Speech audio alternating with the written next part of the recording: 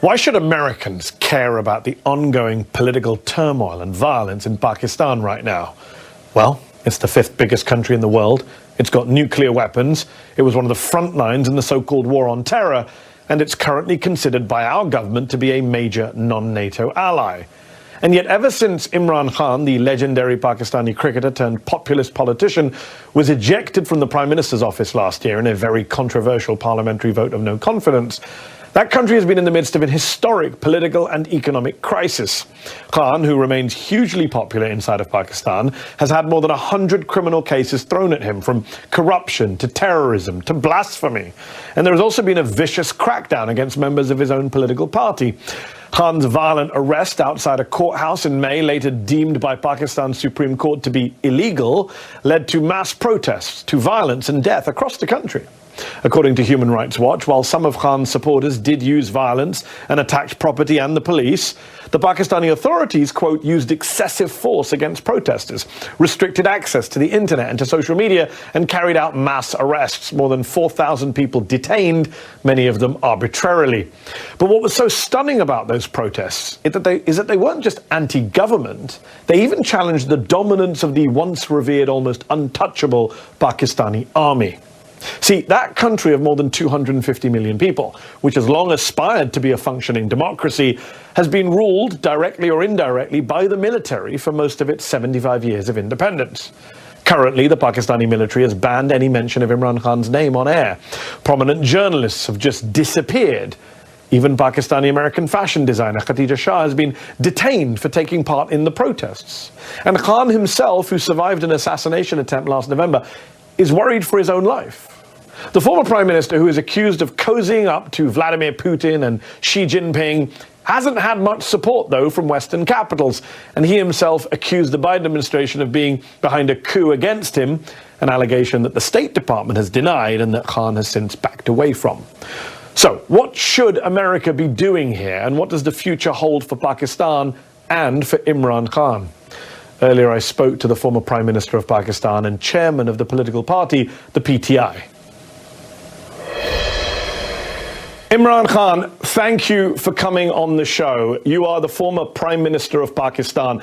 Explain to our viewers watching in America tonight what you believe is the state of democracy, of freedom, of human rights in Pakistan tonight. How bad is it? Well, Mehdi, for some of us who've seen the evolution of our democracy over the last, especially 20 years, because you saw General Musharraf's martial law, and then in that martial law, we saw what was called the lawyers' movement for the independence of judiciary. And during that time, the media asserted its independence. So we were moving towards a democratic system. Two governments came in, stood for 5 years, and then left elections. Another government took over. So we're moving towards, what we hoped would be genuine democracy, because normally we had a hybrid system. Even when the army was not in power, they really controlled the levers from behind. But what is happening right now is a total dismantling of our democracy. It's not a question of what is happening to my party or to me, or these 170 cases and so on, or whether I'm in jail or these are not one, but two assassination attempts on me. It's what is happening to the future of this country if our democracy is disbanded. Because rule of law, democracy and prosperity go hand in hand. When you do not have rule of law, which is what is happening now, it is might is right. There's an undeclared martial law in Pakistan. Then, there's darkness ahead. We are standing on the edge of darkness. So what is your message to the American government tonight, to President Joe Biden? Because on the one hand, you have urged the U.S. to speak out in the name of democracy and human rights against what's happening in Pakistan right now. But you've also accused the U.S. of being behind a, quote, foreign conspiracy, a coup against you. You repeatedly called what happened to you, quote, U.S.-backed regime change. Well, I mean, the facts about what happened, about me receiving a cipher coded message from our ambassador in Washington. This is 6th March 22. which said that the American official, Undersecretary of State, telling our ambassador in an official meeting that unless you get rid of Imran Khan in a vote of no confidence, there'll be consequences. And then the vote of confidence, no confidence, takes place the next day. And within weeks, my government is gone. So I merely stated the facts. And by the way, I put the cipher in front of the cabinet, in front of the National Security Council, and there was an official protest from Pakistan for interfering in our internal affairs. But that's behind me. Look, all I want the US to do is their professed aims of so-called Western values of democracy, rule of law, human rights. They shouldn't worry about what is happening to me. They should worry about 250 million people. The whole democratic structure is being wound up. And we, as I said, we have an undeclared martial law. Surely, this is not what the Western countries should want. I mean, they should just speak out against it. So obviously the Biden administration denies being involved in your ejection from power. The current Pakistani government is clearly afraid of you, hence the mass arrests, the talk of banning your party, the more than 150 legal cases against you. They've said you're a bigger threat to the country than Indian Prime Minister Narendra Modi, rather ridiculously. Do you believe that if elections are held on time in October of this year, that your besieged party can still win and that you can still be Prime Minister again? Surely that's a pipe dream now. Look, since I've been ousted, out of the 37 by-elections held, 30 have been swept by my party, despite the total support of the establishment to these 12-party coalition. So clearly they are scared. This whole thing, which happened to us after 9th May, when I was abducted from within the High Court, abduction, and the way that they abducted me as if I was some terrorist.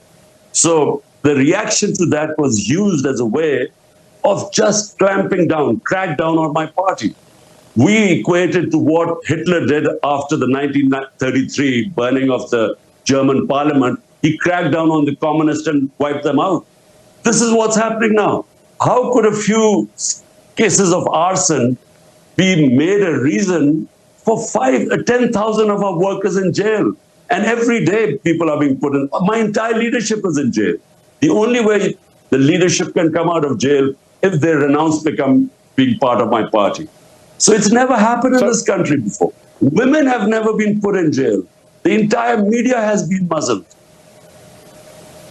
I mean, the military, which is the real power in Pakistan, is obviously out to get you. It was Army Rangers who arrested you outside the courthouse, not police. It's military officials who have reportedly told Pakistani journalists not to mention your name on air. Yet your critics would say that you came to power in 2018, everyone knows this, in alliance with that same military, that you for years had close relations with top generals going all the way back to Hamid Gul, the former head of the Pakistani ISI. So the critics would say it's ironic to see you now criticizing the same army and intelligence chiefs who you were once fine with and who helped put you in power in the first place.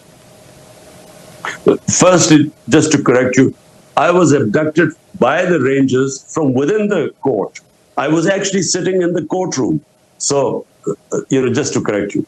And the Supreme Court declared it illegal, and so yes. That's why I was bailed out. Look, in Pakistan, Mehdi, the military has directly or indirectly ruled Pakistan for 70 years. 3 times martial law, and then the other times because they're entrenched. And so whoever does politics has to work with them. Now, when I came to power in 2018, it wasn't because the military engineered to get me into power. They didn't oppose me. Big difference. In 2013, before that, they actually helped Nawaz Sharif get into power, and we proved in the rigged elections. In 2018, we asked everyone to open the elections because we came through proper, free and fair elections. In fact, we felt we lost some seats. But the thing is, I worked with the military. I mean, military means the army chief. So I worked pretty well with him. The main problem was, you see, my whole thing is rule of law. I started my movement for justice 27 years ago, wanting to bring the powerful mafias, the political mafias, under the law. This is where the problem became. He didn't think corruption was that big a thing. He wasn't interested in. And if he had he had the veto power. So that's where I failed. Although we succeeded economically, we did brilliantly dealing with the pandemic, but I failed in the rule of law, and I think that's where the problems became. Up next, what about the criticisms of Imran Khan's own time in office? Don't go away. Before the break, I was speaking with former Prime Minister of Pakistan, Imran Khan. We discussed the state of democracy in his country and his message to the American government. But what about the criticisms he's faced from his own time in office? Here's the rest of my interview with him. You have been praised in your handling of the pandemic, and it's interesting to hear you saying you failed in terms of the military. But while there are many Pakistanis who still support you, you're hugely popular, a lot of Pakistanis say, hold on, when you were in government, you were fine with the military. You say none of this stuff has happened before, but you locked up opposition leaders, you locked up journalists, you cracked down on the press, and now you're getting upset that the same is being done to you. Look, the term false equivalence, you cannot compare what was going on in my time to this. In fact, General Musharraf's martial law was more liberal than what is happening right now. I mean, in our time, you can just name me which channel did we close? I mean, which journalists left the country? 4 of our top journalists have left the country. A fifth one wrote a letter to the Supreme Court Chief Justice that his life was in danger. He escaped. He was killed in Kenya. Our best journalist right now, Arshad Sharif, and best Imran Riaz, he's disappeared for 40 days. Yes. I mean, But Chairman Khan, you cannot compare what is... I'm not going to dispute. I'm not going to dispute what's happening now. I'm very critical of what this government's done. It's not about equivalence, though. It's about that on your watch, you did a lot of these things. Maybe not as badly as the current government, but Reporters Without Borders, for example, they called you a press freedom predator in 2021. They criticized you at the time for threatening, abducting and torturing journalists. That happened on your watch. Hamid Mir, a very famous Pakistani journalist, he wrote just last month for The Guardian that when you were in office, he wasn't allowed on air, even though you had once called him a favorite anchor. So the problem is that a lot of this stuff did happen on your watch. You were not a champion of the free press. So people say, hold on, now you're saying it's bad when it happens against you. Firstly, Mehdi, the only time that I found out about a journalist being picked up and disappeared was a guy called Matiullah Jan. The next day I got him back. The problems we had were we were at the tail end of the war on terror.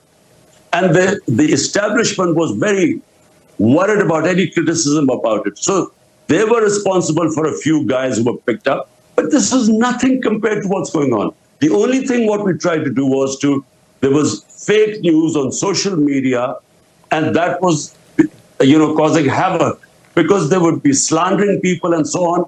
That's the only thing we tried. But when there was opposition from the media, we didn't even bring those laws in. But again, I mean, there is no comparison what is happening right now. My name cannot be mentioned on media. Hold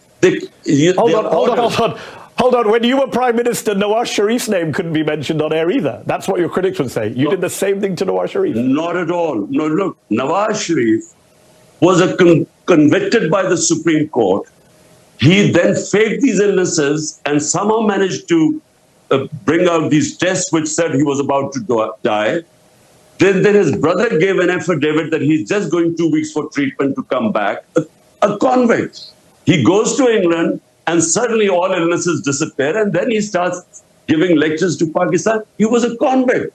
You can't compare what was happening to me. I'm not convicted of anything. But the media couldn't say his name. I'm no fan of Nawaz Sharif. I'm just saying his name couldn't be mentioned on air. We're almost out of time, but I got to ask, do you have any regrets about what you did in office, especially with the military, given what the military is now doing against you? What would you go back and do differently if you could? Last question. Well, just firstly, given what happened after I came into power, I should have actually, with a weak coalition government, I should not have taken power. I should have gone for elections again, and because you can't bring reforms and changes, and especially rule of law, if you have a weak government. And if I have to do it again, look, this hybrid system cannot work. If you are an elected prime minister, you must have the authority to implement your reforms. It cannot work that you have the responsibility because you're elected, but the authority is shared and the army chief has a veto power. This sort of system is doomed to failure. And Pakistan, what it faces right now, huge economic problems, the worst economic situation in our country. Unless we fix the governance system through rule of law, I'm afraid, the country is on the edge of darkness. There is no doubt there is a massive political and economic crisis in Pakistan right now. We appreciate you taking time out to speak to us, and I do hope you stay safe. Imran Khan, former Prime Minister of Pakistan, thank you.